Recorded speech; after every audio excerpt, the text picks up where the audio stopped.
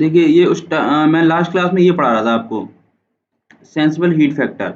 इसमें मैं यहाँ पे कुछ प्रॉब्लम आ गई थी, जिसके लिए फिर मैंने इसको रोक दिया था लास्ट क्लास में।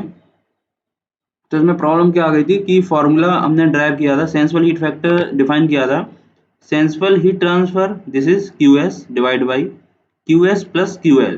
QS था sensible heat transfer, that is for sensible heating और सेंसिबल कूलिंग, जिसमें केवल टेम्परेचर चेंज हो रहा था। उसमें सेंसिबल हीट ट्रांसफर था, जिसका फॉर्मूला ये था, या फिर इसका फॉर्मूला क्या था, यहाँ पे मैंने लिखाया था आपको, this one, sensible heat transfer, जिसमें केवल सेंसिबल कूलिंग हो रही थी। ठीक है, सेंसिबल कूलिंग और हीटिंग। तो ये फॉर्मूला था स्टैंडर्ड एयर के लिए, ये था latent heat transfer for standard air. ये आपका 3 से 2 है। तो QS upon QS plus QL ये होता है सेंसिबल हीट फैक्टर। तो QS अपॉन ये हो गया Q टोटल। अगर स्टैंडर्ड एयर की बात करें तो QS हो गया आपका 0.0204 delta T QV divide by QT हो जाएगा QS प्लस QL, जो आपका यहाँ पे ये लिखा हुआ है Q टोटल। ये मैं आपको नोट्स भी शेयर कर दूंगा, इसमें कुछ एरर थी इसलिए मैंने शेयर नहीं किया था। आज मैं नोट्स आपको शेयर कर दूंगा ये। ठीक है, तो ये मैंने निकाल लिया, इसमें हमने इस क्वांटिटी से डिवाइड कर दिया ऊपर नीचे, तो ये हो गया 1। ये सेम क्वांटिटी है तो 1 प्लस 50 अपॉन, इसको आप सॉल्व करोगे तो आंसर आएगा 1 upon 1 plus 2451 delta omega upon delta T. ठीक है, अब दिक्कत यहाँ पे आ रही थी कि आपका जो साइकोमेट्रिक चार्ट पे ये प्रोसेस बनेगा, ये 1 से 2, तो आप इसको हॉरिजॉन्टल में ब्रेक कर सकते हो, वर्टिकल लाइन से ब्रेक कर सकते हो। तो this is sensible heating and this is sensible, oh sorry, this is pure humidification. तो इसको अगर आप इसमें शो करोगे तो कैसे आप शो करोगे, इस फिगर में, तो इस फिगर में ये ऐसे शो होगा, आपका कोई प्रोसेस है 1 से 2। ठीक है, 1 से 2, देन इसको आप दो हिस्सों में डिवाइड कर सकते हैं, sensible heating and pure humidification. ठीक है, दो पार्ट में डिवाइड कर दिया, ये 0.3 हो गया आपका।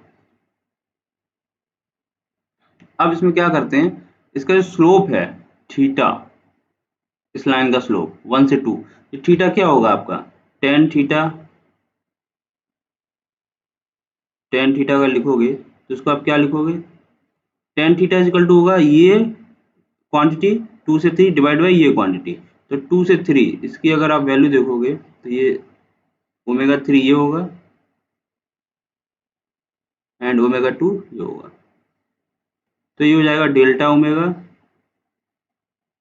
डिवाइड बाई 3 के करस्पॉन्डिंग टेम्परेचर ये है, 1 के करस्पॉन्डिंग टेम्परेचर ये है, डेल्टा टी। ये आपका स्लोप हो जाएगा। ठीक है, तो tan theta equal to delta omega upon delta T यहाँ आ रहा है, और टेन थीटा ये delta omega upon delta T यहाँ पे भी आ रहा है। तो आप क्या करोगे, आप बोलोगे सर कि इसकी जगह आप टेन थीटा रख दीजिए। तो अगर हमें सेंसिबल हीट फैक्टर पता है तो हमें टेन थीटा पता चल जाएगा, या फिर हमें टेन थीटा पता है तो सेंसिबल हीट फैक्टर पता चल जाएगा। ठीक है, तो ये तो बात सही है आपकी, tan theta equal to delta upon delta omega upon delta T है, तो इस फॉर्मूले में हमने रख दिया, इसकी जगह हमने टेन थीटा रख दिया। तो इसको सॉल्व करोगे तो आंसर आपका आएगा जो ये आएगा। ठीक है, इसको आप सॉल्व करना, S H F is equal to 1/1 plus 2451, इसकी जगह हमने रख दिया डेल्टा, सॉरी टेन थीटा, इसकी जगह हमने रख दिया टेन थीटा, क्योंकि अभी हमने आपको डायग्राम में दिखाया था कि उसकी value delta omega upon delta T की वैल्यू आती है टेन थीटा। तो आपने इसकी वैल्यू यहाँ रख दी टेन थीटा, तो ये आपका आंसर आ गया। ठीक है, इसको मैं दोबारा शेयर करूंगा पीडीएफ को, ये अभी मत पढ़ना इसमें क्या लिखा है, ये मैंने थोड़ा बुक में, हर बुक में गलत लिखा हुआ है, इसलिए मैंने भी गलत नोट कर लिया था। ठीक है, तो ये फॉर्मूला आ गया आपको, ये आपको याद रखना है, S H F is equal to 1/1 plus 2451 tan theta. तो हमने यहाँ पे delta omega upon delta T की जगह टेन थीटा रख दिया। ठीक है, तो इसको आप सॉल्व करोगे, इस फॉर्मूले को, इसको और सिंप्लीफाई करोगे। अब टेन थीटा की वैल्यू निकालनी कितनी आएगी, टेन थीटा इजिकल टू आ जाएगा 1/2451 bracket 1 upon sensible heat factor -1। ठीक है, तो यहाँ से टेन थीटा आ जाएगा, मतलब आपको थीटा की वैल्यू पता चल जाएगी। तो इससे क्या फायदा होगा, मान लो आपको 0.1 दे रखा है क्वेश्चन में, और क्वेश्चन में दे रखा है एस एच एफ की value, sensible heat factor. Sensible heat factor की वैल्यू दे रखी है और 0.1 दे रखा है, तो आपको SHF दे रखा है, तो यहाँ से आप थीटा की वैल्यू निकाल लोगे, ये वाला फॉर्मूला लगा के tan theta equal to 1/2451 1/SHF-1, इससे आप थीटा की वैल्यू निकाल लोगे।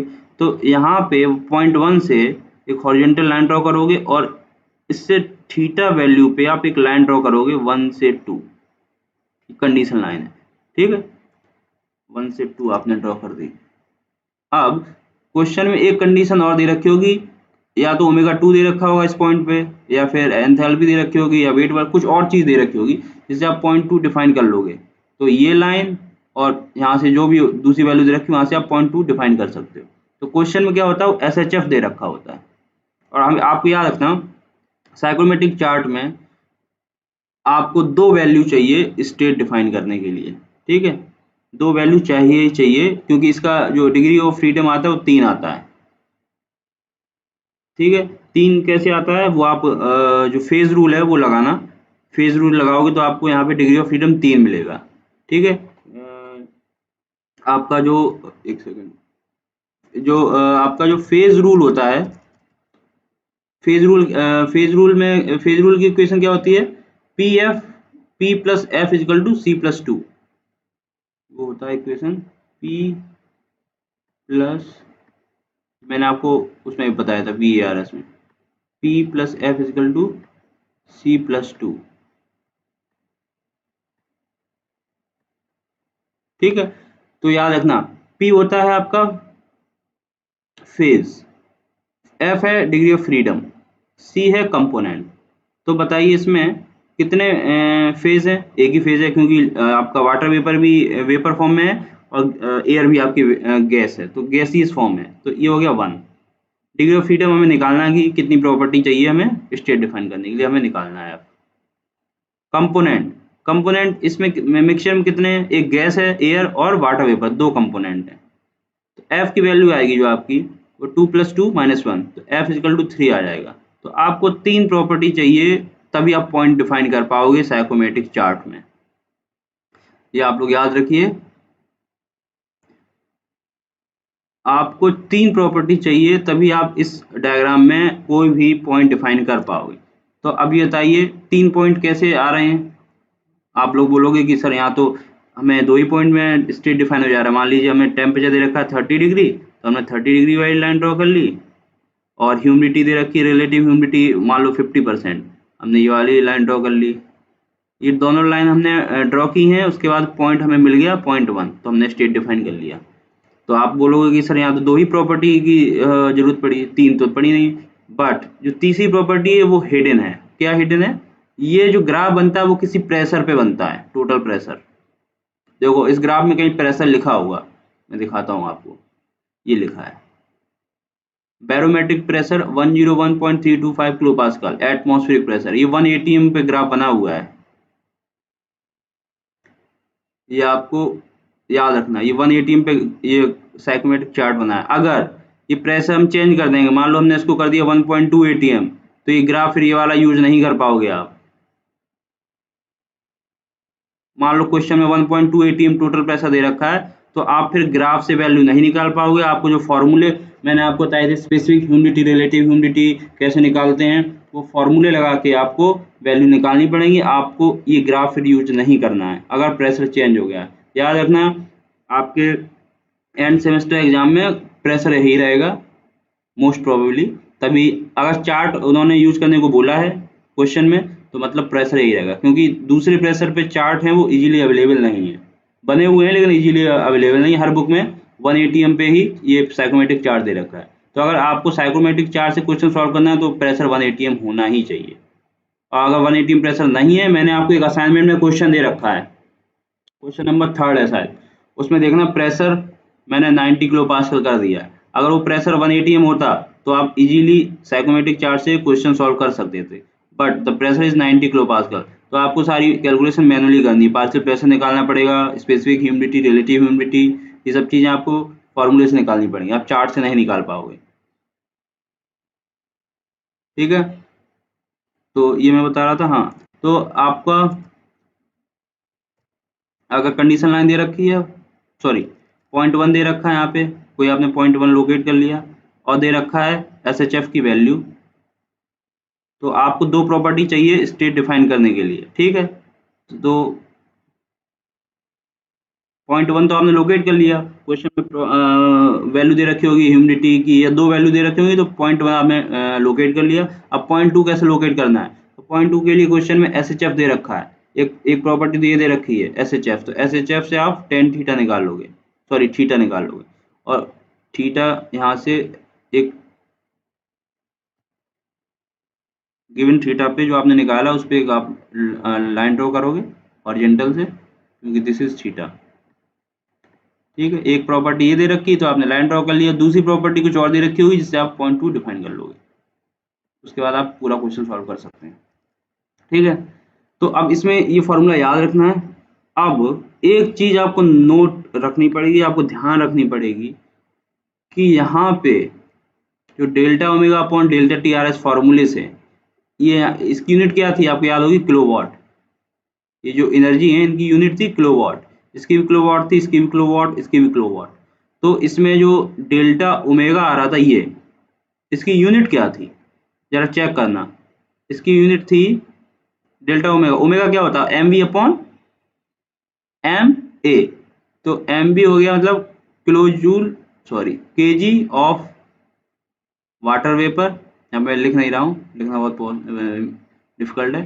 KG of water vapour upon KG of dry air, ये होता है ओमेगा की यूनिट,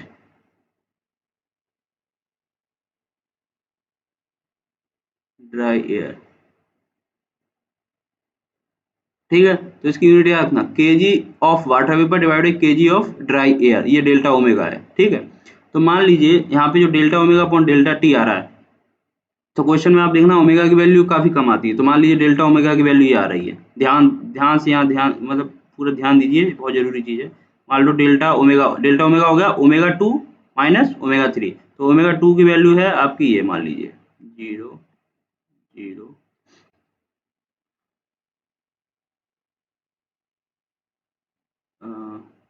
वेट, इसमें ऑटोमेटिक चार्ट में वैल्यू किसने दे रखी है 16।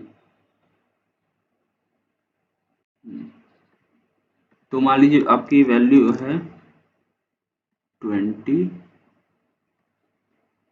ठीक है। ये ओमेगा 2 की वैल्यू है, माइनस ओमेगा 3 की वैल्यू है वो ये है 0.0, ये है, डिवाइड बाई करोगे ये डेल्टा टी मान लो आपको T3 और T1 भी पता है, तो यहाँ से आप डेल्टा टी आपको ये पता है।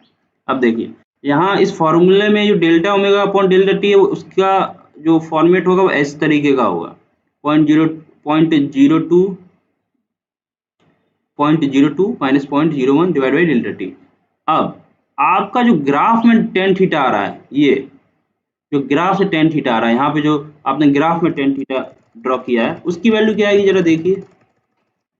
मान लीजिए यहाँ पे देखिए आपका ये वैल्यू लिखी है, मैं दिखा देता हूँ ओमेगा की वैल्यू, ओमेगा की वैल्यू ये लिखी है, देखिए 2, दिस इज 2, यहाँ पे लिखा, आप देखना है अपने ग्राफ में देखना 2 4 6 8 10 12 14 16 18 20 22 24 26 28, ये आपकी वैल्यू लिखी हुई है, ठीक है। यहाँ पे 0 टू 1 सेंटीमीटर पे दो डिवीजन है, मतलब 2 4 6 8 10। तो अब यहाँ पे आप टेन थीटा की वैल्यू आप देखोगे तो यहाँ पे कैसे आएगा, ये टेन के मतलब हो गया, यहाँ पे जो टेन लिखा है इसका मतलब हो गया, इसमें यूनिट देखना, यूनिट है humidity ratio, gram gram of water vapour divide by kg of dry air, तो इसकी यूनिट है ग्राम अपॉन केजी, ठीक है। साइकोमेट्रिक चार्ट में केजी अपॉन केजी नहीं है, साइकोमेट्रिक चार्ट में है ग्राम अपॉन केजी, तो ये आपको याद रखना है। तो अब इससे अगर आप टेन थीटा निकालोगे, मान लो यहाँ पे 10 है और यहाँ पे 20 है, this is 20 and this is 10, तो यहाँ से अगर आपने दो लाइन ड्रॉ की थी डेल्टा ओमेगा के लिए, this is delta omega, this is delta T, ये आपने लाइन ड्रॉ कर दी 1 से 2, ठीक है, और ये आपका थीटा हो गया। अब यहाँ से आप टेन थीटा जब निकालोगे, टेन थीटा, तो टेन थीटा की वैल्यू यहाँ से कितनी आ रही है,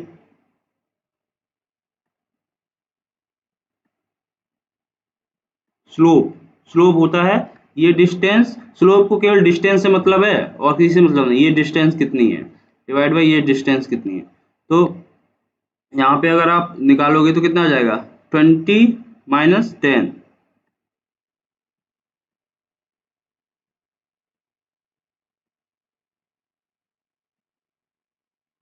डिवाइड बाई नीचे डेल्टा टी वाली डेल्टा टी है वो, उससे हमें अभी इतना उस पर फोकस नहीं करना है। तो यहाँ पे टेन थीटा निकाल ले तो आ रहा है 20 - 10, ठीक है, तब आएगा स्लोप। बट यहाँ पे जो आप देख रहे हो, यहाँ पे 0.02 माइनस 0.01, तो आपको क्या करना पड़ेगा, इसको उस फॉर्म में, इस फॉर्म में लेके आना पड़ेगा। ठीक है, ये जो है इस चीज को, इस चीज को इस फॉर्म में आपको लेके आना पड़ेगा, इस फॉर्म में। तो आप कैसे लेके आओगे,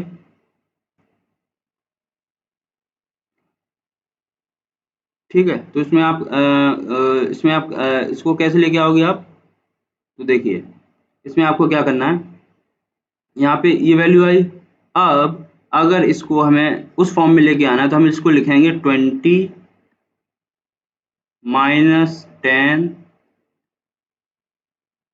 डिवाइड बाई डेल्टा टी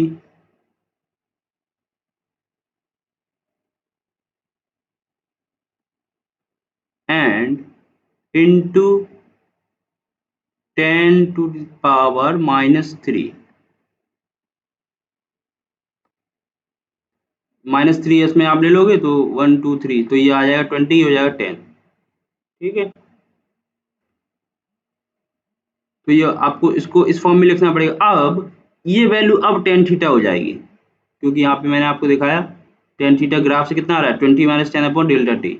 तो अब ये वैल्यू टेन थीटा है, तो यहाँ पे क्या लिखोगे आप, ये फॉर्मूला हो जाएगा आपका 1/1 प्लस, अब 2451, इसमें ये और मल्टीप्लाई हो जाएगा 10⁻³ तो ये हो जाएगा 2.451 इंटू टेन थीटा। तो अब यहाँ से टेन थीटा निकालोगे तो आपका आंसर आएगा 1/1 प्लस 2.451 टेन थीटा। तो आपको याद क्या रखना है, अगर आप एग्जाम में ये वाला साइकोमेट्रिक चार्ट ले जाते हैं, ठीक है, एक सेकंड, हाँ, ये वाला अगर साइकोमेट्रिक या चार्ट ले जाते हैं तो आपको क्या करना पड़ेगा, ये वाला आपको ये वाला फॉर्मूला लगाना पड़ेगा, ये वाला, समझ में आया, क्योंकि इसमें ग्राम में दे रखा है। और अगर एंड सेमेस्टर में AQ की तरफ से चार्ट मिलता है तो आपको उसमें पहले यूनिट देखनी पड़ेगी। यहाँ पे अगर यूनिट ग्राम में है तो आपका ये वाला फॉर्मूला लगेगा, ये वाला फॉर्मूला लगेगा। अगर यूनिट केजी में दे रखी है ह्यूमिडिटी की, तो आपको ये वाला फॉर्मूला लगाना पड़ेगा। तो दोनों आपको याद रखनी है, बस यहाँ पे 2451 है, यहाँ पे 2.451 है। तो ये फॉर्मूला कब लगेगा, जब साइकोमेट्रिक चार्ट में स्पेसिफिक ह्यूमिडिटी की वैल्यू ग्राम में दे रखी हो। ये वाला फॉर्मूला कब लगेगा, जब साइकोमेट्रिक चार्ट में स्पेसिफिक ह्यूमिडिटी की वैल्यू केजी में दे रखी हो। बस ये याद रखना है आपको, ठीक है, और कुछ याद नहीं रखना है इसमें।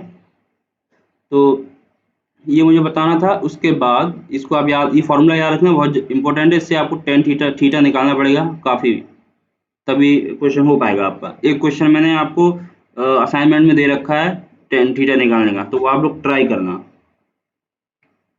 ठीक है। ये हो गया। उसके बाद मैं नेक्स्ट पढ़ाता हूँ।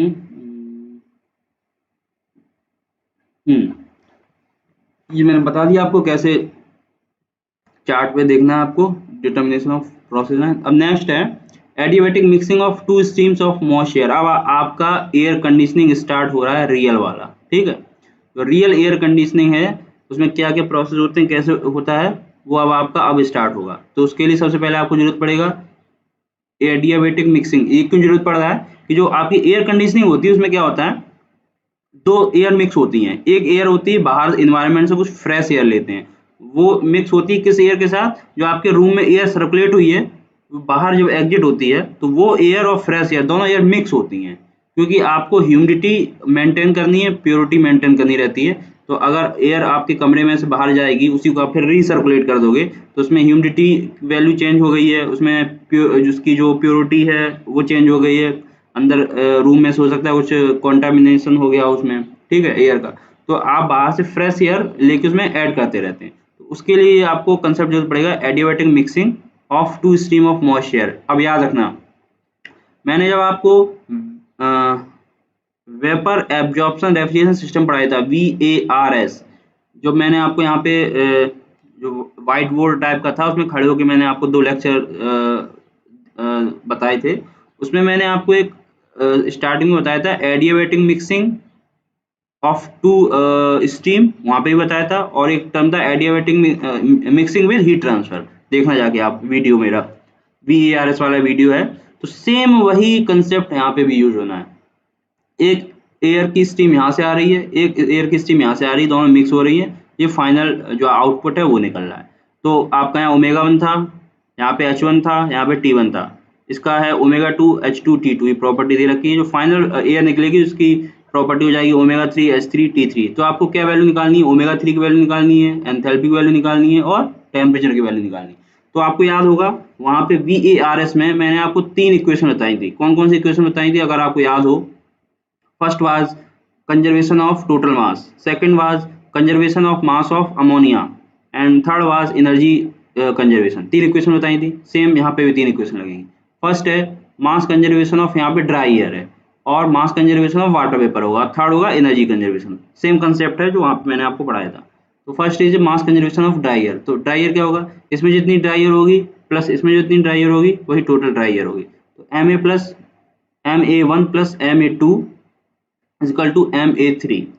अब वाटर वेपर कंजर्व कराएंगे, तो वाटर वेपर जो जितना इसमें होगा और जितना इसमें होगा दोनों ऐड कर दोगे, वही फाइनल वाटर वेपर इसमें होगा। सो वाटर वेपर की वैल्यू कितनी हो जाएगी, यहाँ पे अगर आप लिखोगे MW1, ये है फर्स्ट स्टीम में वाटर वेपर की amount, plus MW2 equal to M mass rate at output W3। आप MAW1 को क्या लिख सकते हो, MW1 को आप लिख सकते हो MA1 into omega 1, because omega equal to क्या होता है MW अपॉन MA, ये आपको याद होगा, स्पेसिफिक ह्यूमिडिटी होती है MW अपॉन MA, ठीक है। यहाँ से आप MW की वैल्यू लिख दोगे तो ओमेगा MA, तो यहाँ से आ जाएगा MA1 omega 1 plus MA2 omega 2 equal to MA3 omega 3। ये होगी mass conservation of water vapour. Third one is energy conservation. तो एनर्जी कंजर्वेशन क्या होगी, यहाँ पे जो इतनी एनर्जी एंथैल्पी प्लस एंथैल्पी आ गई इक्वल टू फाइनल एंथैल्पी, क्योंकि यहाँ पे कोई हीट ट्रांसफर नहीं हो रहा है, एडियाबैटिक है, हीट और वर्क ट्रांसफर नहीं हो रहा है। तो एनर्जी इन कितनी हो जाएगी, एनर्जी इन हो जाएगी MA1 H1 plus MA2 H2 equal to final E out कितना हो जाएगा MA3 H3, ठीक है। अब इसमें एक इक्वेशन और बनती है, यहाँ पे देखो टेम्परेचर यहाँ का T1 था, यहाँ का टेम्परेचर T2 था, और यहाँ का टेम्परेचर T3 था। तो यहाँ पे 3 चीजें आपको निकालनी है, ओमेगा 3 H3 T3। वहाँ पे जो VARS में मैंने पढ़ाया था वहाँ पे आपको 2 चीजें पूछते थे, वहाँ पे भी 3 चीजें पूछते थे। पहला पूछते थे कंसंट्रेशन, यहाँ पे ओमेगा की जगह कंसंट्रेशन था, वहाँ पे कंसंट्रेशन पूछते थे C3, एंथैल्पी पूछते थे H3, और टेम्परेचर पूछते थे जो आइसोथर्म आप बनाते थे। मैंने आपको जो ग्राफ बनाया था एंथैल्पी कंसंट्रेशन का, उसमें आइसोथर्म बनाते थे आप। 3 चीजें वहाँ पे ही पूछते थे, 3 चीजें यहाँ पे भी पूछते हैं। तो इसमें एक थर्ड इक्वेशन और बनती है, ये इक्वेशन यहाँ से आती है, ये सिंप्लीफाइड फॉर्म है, मतलब अप्रोक्सीमेट इक्वेशन है ये। MAH को हम क्या लिख सकते हैं, CpT1। यहाँ पे इसको अगर हम CP मॉइस्चर होगा, याद रखना मॉइस्ट एयर है, एटमॉस्फेरिक एयर, ड्राई एयर नहीं है। CpMA, इसकी वैल्यू मैंने आपको लिखाई थी पीछे, 1.005 प्लस 1.88 ओमेगा करके लिखाया था, ठीक है। तो इसको लिख दिया MACPA-T1 MACP-T2 एंड MACP-MA-T3। अगर हम CP को कांस्टेंट मान लें, इसमें ओमेगा आएगा लेकिन याद रखना बट इसको हम थोड़ा अप्रोक्सीमेट कर लेते हैं, इसको अगर हम कांस्टेंट मान लें तो ये कैंसिल आउट हो जाएगा। ठीक है, तो हमारी टेम्परेचर की इक्वेशन बनेगी सेम एंथैल्पी की इक्वेशन की तरह, Ma1 T1 plus Ma2 T2 plus equal to Ma3 T3। तो याद रखना ये अप्रोक्सीमेट इक्वेशन है, ये एग्जैक्ट इक्वेशन नहीं है, क्योंकि इसमें एंथैल्पी जो एयर की होती है उसका मैंने फॉर्मूला आपको लिखाया था, आप अगर भूल गए तो फिर से बता देता हूँ। Cp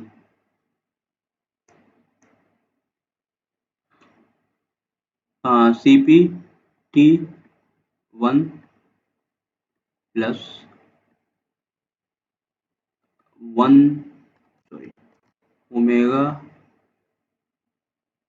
इंटू 25.99 ऐसे मैंने आपको लिखाया था, plus 1.88 into T, 1.88 into T1। ठीक है, या तो ये लिख सकते हो या एक सिंप्लीफाइड फॉर्म लिखाया था मैंने CPMA, ऊपर याद रखो मॉइस्चर का स्पेसिफिक, उसको लिखा था ह्यूमिड स्पेसिफिक हीट, उसकी वैल्यू थी 1.00, यहाँ पे 1.005 प्लस 1.88 ओमेगा ऐसे करके मैंने वैल्यू लिखाई, जो आप चेक करना है आगे। ठीक है, तो इसको हम सिंप्लीफाइड फॉर्म में हमने ऐसे लिख दिया। ठीक है, अप्रॉक्सीमेट इक्वेशन। तो अब इसको अगर आप सॉल्व करोगे तो पहला पॉइंट यहाँ पे था, दूसरा पॉइंट यहाँ पे था, तो आपको याद होगा VARS में स्ट्रेट लाइन हम ड्रॉ करते थे, तो हमने यहाँ पे भी स्ट्रेट लाइन ड्रॉ कर दी, दोनों को मिला दिया 1 से 2। अब जो हमारा 3 पॉइंट होगा वो इसी स्ट्रेट लाइन पे ही होगा कहीं पे, तो 3 पॉइंट होगा, तो हमें इसको सॉल्व करोगे तो जो VARS में इक्वेशन बनेगी सेम इक्वेशन यहाँ बनेगी। यहाँ पे क्या बनेगी, Ma2 अपॉन Ma1। ठीक है, ये क्या हो जाएगा, यहाँ इस पॉइंट पे जो ड्राई एयर का मास है और जो इस पॉइंट पे ड्राई एयर का मास है उसका रेशियो हो जाएगा इक्वल टू, तो यहाँ पे जो ड्राई एयर का हमें मास निकालना है तो उसके लिए हम ये वाली डिस्टेंस देखते हैं, ये वाली। ठीक है, तो देखो H3 minus H1, H3 minus H1। अब Ma1 यहाँ पे अगर हम ड्राई एयर का मास देखना है तो हमें करना पड़ेगा H2 minus H3, H2 minus H3, ये मैंने एंथैल्पी के टर्म में लिखा। अगर हमें ओमेगा के टर्म में लिखना है, ओमेगा के टर्म में यहाँ से हम लिखेंगे ओमेगा 3 अपॉन ओमेगा 1, सेम इस फॉर्म में, अपॉन ओमेगा 2 माइनस ओमेगा 3। अगर हमें टेम्परेचर के फॉर्म में लिखना है, यहाँ पे टेम्परेचर है। ठीक है, तो ये हो जाएगा T3 minus T1 upon T2 minus T3। ये तो रेशियो हो गया दोनों मास ड्राई एयर के। अब अगर हमें एंथैल्पी निकालनी है तो याद रखें ये सेम फॉर्मूला मैंने वहां लिखाया था VARS में, आप चेक करना जाके।